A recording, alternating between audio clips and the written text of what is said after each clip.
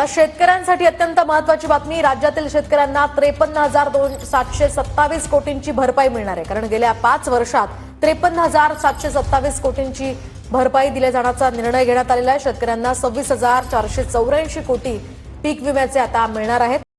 नमस्कार शेतकरी बांधवांनो, आज तुमच्यासाठी एक अतिशय मोठी आणि आनंदाची बातमी समोर येत आहे. अनेक दिवसांपासून, खरं तर अनेक वर्षांपासून शेतकरी ज्या निर्णयाची वाट पाहत होते त्या संदर्भात सरकारकडून महत्त्वाची माहिती जाहीर करण्यात आली. राज्यातील पीक विम्याचा प्रश्न बराच काळ प्रलंबित होता, पण आता त्यावर सकारात्मक पाऊल उचलण्यात आलेलं आहे. त्यामुळे पात्र शेतकऱ्यांच्या बँक खात्यात पीक विम्याची रक्कम जमा करण्याची प्रक्रिया सुरू होत असल्याची अत्यंत महत्त्वाची माहिती सरकारकडून मिळाली आहे. आता या मिळालेल्या माहितीनुसार राज्याचे मुख्यमंत्री देवेंद्र फडणवीस यांच्या अध्यक्षतेखाली नुकतीच एक महत्त्वाची बैठक झाली. या बैठकीत शेतकऱ्यांच्या पीक विम्याबद्दल मोठा निर्णय घेण्यात आला. राज्यातील काही निवडक जिल्ह्यांमधील शेतकऱ्यांना हेक्टरी जवळपास 42,000 रुपयांपर्यंत मदत देण्याचा निर्णय घेण्यात आला असून ही रक्कम थेट शेतकऱ्यांच्या बँक खात्यात जमा केली जाणार असल्याची अत्यंत महत्त्वाची माहिती पुढे आली. यासोबतच शेतकरी बांधवांसाठी आणखी एक दिलासादायक बातमी समोर येत आहे. ज्या शेतकऱ्यांवर कर्जाचा भार आहे आणि ज्यांचे कर्ज थकीत झालेले आहे अशा शेतकऱ्यांसाठी कर्जमाफीबद्दल सरकारने महत्त्वाचा निर्णय घेतल्याची माहिती मिळत आहे.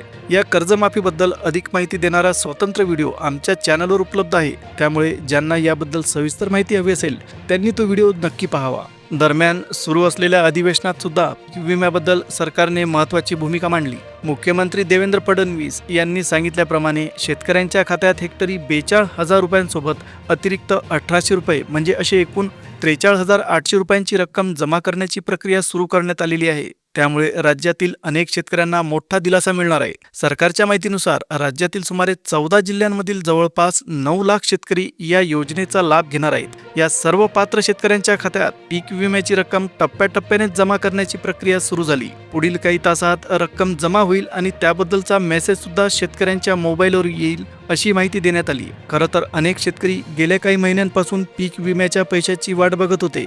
नैसर्गिक आपत्ती, अतिवृष्टी आणि पिकांचं नुकसान यामुळे शेतकरी मोठ्या आर्थिक अडचणीत सापडले होते. आता हा निधी मिळाल्यामुळे अनेक शेतकरी कुटुंबांना काही प्रमाणात तरी नक्कीच दिलासा मिळेल. महत्त्वाची गोष्ट म्हणजे हा निधी सर्व जिल्ह्यांमध्ये एकाच वेळी वितरित केला जाणार नाही. सरकारने काही निवडक जिल्ह्यांची यादी तयार केलेली आहे आणि सध्या त्याच जिल्ह्यांमधील पात्र शेतकऱ्यांच्या खात्यात रक्कम जमा केली जाईल. ज्या शेतकऱ्यांनी यापूर्वी पीक विमा भरलेला आहे आणि जे या योजनेसाठी पात्र ठरतात.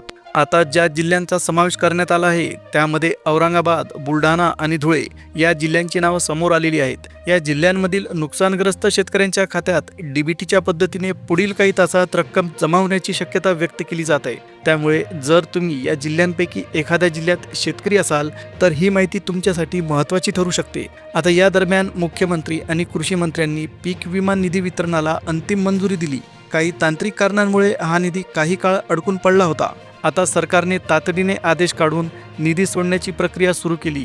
आता मिळालेल्या माहितीनुसार पुढील 4 तासांच्या आत सुमारे 13 लाख शेतकऱ्यांच्या खात्यात 3,260 कोटी रुपयांचा निधी जमा केला जाईल. आता पिकानुसार मिळणाऱ्या रकमेबद्दल बोलायचं झालं तर काही महत्त्वाची माहिती समोर आली आहे. भात पिकाचं नुकसान झालेल्या शेतकऱ्यांना हेक्टरी जवळपास 42,000 रुपयांची मदत मिळणार आहे. तर मका पिकासाठी सुमारे 30,000 रुपयांची मदत देण्याचा निर्णय सरकारने घेतला. त्याचप्रमाणे बाजरी पिकासाठी जवळपास 24,000 रुपयांची भरपाई थेट शेतकऱ्यांच्या खात्यात जमा केली जाईल. याशिवाय काही इतर जिल्ह्यांबद्दल सुद्धा महत्त्वाची माहिती समोर येत आहे. सांगली, उस्मानाबाद आणि जळगाव या जिल्ह्यांमधील पात्र शेतकऱ्यांच्या खात्यात आज दुपारपासून निधी जमा करण्याची प्रक्रिया सुरू झाल्याची अत्यंत महत्त्वाची माहिती मिळाली आहे. अतिवृष्टी आणि नैसर्गिक आपत्तीमुळे या भागातील पिकांचं मोठ्या प्रमाणात नुकसान झालं होतं आणि त्या नुकसानीची भरपाई म्हणून ही मदत दिली जात आहे. या दरम्यान काही इतर पिकांसाठी सुद्धा मदत जाहीर करण्यात आली. मूग पिकासाठी हेक्टरी सुमारे 35,000 रुपये, उडीद पिकासाठी जवळपास 32,000 रुपये, तर हरभरा पिकासाठी सुमारे 31,000 रुपयांपर्यंत नुकसान भरपाई देण्याची शक्यता व्यक्त केली जात आहे. सरकारकडून सांगितल्याप्रमाणे पात्र शेतकऱ्यांच्या खात्यात ही रक्कम जमा होताच मोबाईलवर बँकेकडून मेसेज पाठवला जाईल. त्यामुळे पुढील काही तासात तुमच्या मोबाईलवर असा मेसेज येऊ शकतो की तुमच्या खात्यात पीक विम्याची रक्कम जमा झाली. मराठवाड्यातील काही जिल्ह्यांमधील शेतकरी देखील या निधीची खूप दिवसांपासून वाट पाहत होते. विशेष करून औरंगाबाद आणि हिंगोली या जिल्ह्यातील शेतकऱ्यांसाठी आता दिलासा देणारी बातमी समोर आली। या भागांमध्ये सुद्धा पीक विम्याची रक्कम जमा करण्याचे आदेश देण्यात आले असून आज रात्री 10 वाजेपर्यंत अनेक शेतकऱ्यांच्या खात्यात ही रक्कम जमा होण्याची शक्यता व्यक्त केली जात आहे। मागील काही दिवसांमध्ये तांत्रिक अडचणींमुळे निधी वितरणाची प्रक्रिया थोडी उशिरा सुरू झाली, मात्र आता राज्य सरकारने या विषयात थेट लक्ष घालून निधी शक्य तितक्या लवकर शेतकऱ्यांपर्यंत पोहोचवण्याचे आदेश दिले। त्यामुळे पात्र शेतकऱ्यांच्या खात्यात पीक विम्याची रक्कम जमा करण्याचे काम आता वेगाने सुरू झालं आहे। यासोबतच काही इतर पिकांसाठीही मदत जाहीर करण्यात आली। करडई पिकाच्या नुकसानीसाठी हेक्टरी सुमारे 26,000 रुपयांची मदत दिली जाणार आहे, तर मोहरी पिकासाठी जवळपास 28,000 रुपये प्रति हेक्टर इतकी मदत देण्याचा निर्णय घेण्यात आला। त्याचप्रमाणे हरभरा पिकाचे नुकसान झालेल्या शेतकऱ्यांना सुमारे 31,000 रुपयांपर्यंत आर्थिक मदत दिली जात असल्याची माहिती समोर आली। तर शेतकरी बांधवांनो, या ठिकाणी एक महत्त्वाची गोष्ट लक्षात घ्या, तुमच्या बँक खात्याशी आधार क्रमांक जोडलेला असणं अत्यंत गरजेचं आहे, कारण हा सर्व निधी डीबीटीच्या माध्यमातून थेट बँक खात्यात जमा होणार आहे। जर अजूनही तुमचं आधार कार्ड बँक खात्याशी लिंक नसेल तर त्वरित बँकेत जाऊन ही प्रक्रिया पूर्ण करून घ्या, अन्यथा निधी मिळण्यात अडथळा येऊ शकतो।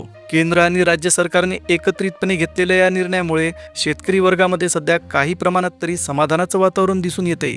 उत्तर महाराष्ट्रातील काही जिल्ह्यांमधील शेतकऱ्यांनाही या योजनेचा लाभ मिळणार आहे। विशेष करून धुळे आणि जळगाव या जिल्ह्यातील पात्र शेतकऱ्यांच्या खात्यात पीक विम्याची रक्कम जमा होणार असल्याची माहिती समोर आली। याशिवाय मराठवाड्यातील उस्मानाबाद आणि धाराशिव या जिल्ह्यांना सुद्धा या यादीत समाविष्ट करण्यात आलंय। त्यामुळे या जिल्ह्यांमधील पात्र शेतकऱ्यांना सुद्धा निधी मिळणार आहे। सरकारने लाभार्थी शेतकऱ्यांची यादी तयार केली असून त्यानुसार निधी वितरणाची प्रक्रिया राबवली जात आहे। या संपूर्ण प्रक्रियेबद्दल सरकारने एक अत्यंत महत्त्वाची गोष्ट स्पष्ट केली। या टप्प्यात शेतकऱ्यांना सरसकट 75% अग्रिम पीक विमा दिला जाईल। यापूर्वी काही शेतकऱ्यांना केवळ 25% रक्कम मिळाली होती, तर काहींना ती सुद्धा मिळाली नव्हती। त्यामुळे आता राज्य सरकारने थेट हस्तक्षेप करून मोठ्या प्रमाणावर निधी शेतकऱ्यांच्या खात्यात जमा करण्याचा निर्णय घेतला। सरकारने सांगितल्याप्रमाणे सध्या जाहीर करण्यात आलेल्या पहिल्या टप्प्यात 14 जिल्ह्यांचा समावेश करण्यात आला।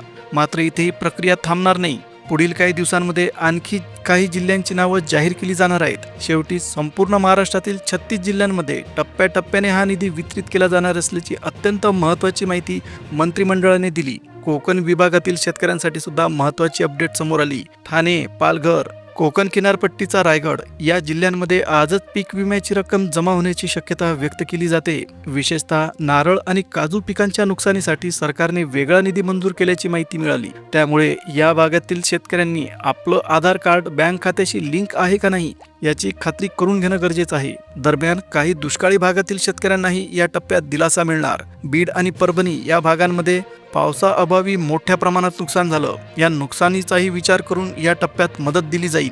या जिल्ह्यातील शेतकऱ्यांना त्यांच्या नुकसानीनुसार साधारणपणे 21,000 ते 42,000 रुपयांपर्यंत मदत मिळू शकते, अशी माहिती देण्यात आली। ही रक्कम आज रात्रीपर्यंत खात्यात जमा होण्याची शक्यता आहे। विदर्भातील काही जिल्ह्यांबद्दल पुढील टप्प्यात माहिती जाहीर केली जाणार आहे। विशेषतः गोंदिया आणि भंडारा या जिल्ह्यातील शेतकऱ्यांसाठी पीक विम्याची प्रक्रिया महत्त्वाची ठरणार आहे। त्याचबरोबर पश्चिम महाराष्ट्रातील काही इतर तालुक्यांबद्दल सुद्धा माहिती पुढील टप्प्यात स्पष्ट केली जाईल। महत्त्वाची गोष्ट म्हणजे राज्य सरकारने या योजनेसाठी खूप मोठ्या प्रमाणात निधी मंजूर केला।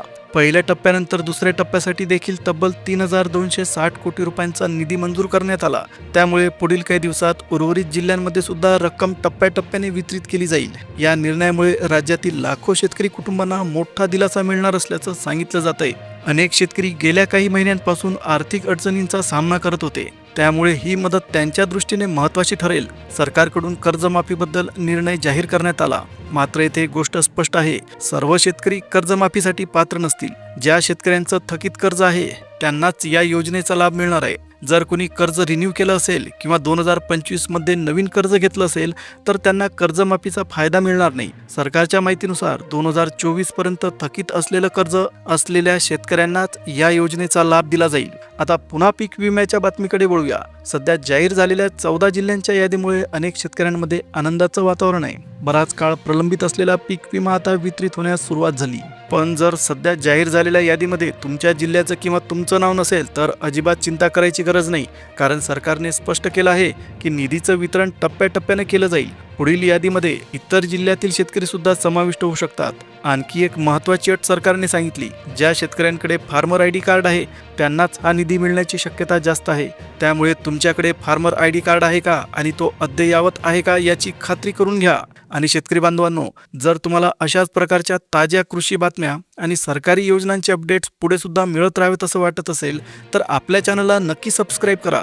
त्यामुळे पुढे येणारे सर्व महत्त्वाचे अपडेट्स तुम्हाला वेळेवर मिळतील. ही होती आजची अत्यंत मोठी आणि दिलासादायक अपडेट. पुढील व्हिडिओमध्ये पुन्हा भेटूया आणखी एका महत्त्वाच्या अपडेटसह. तोपर्यंत धन्यवाद.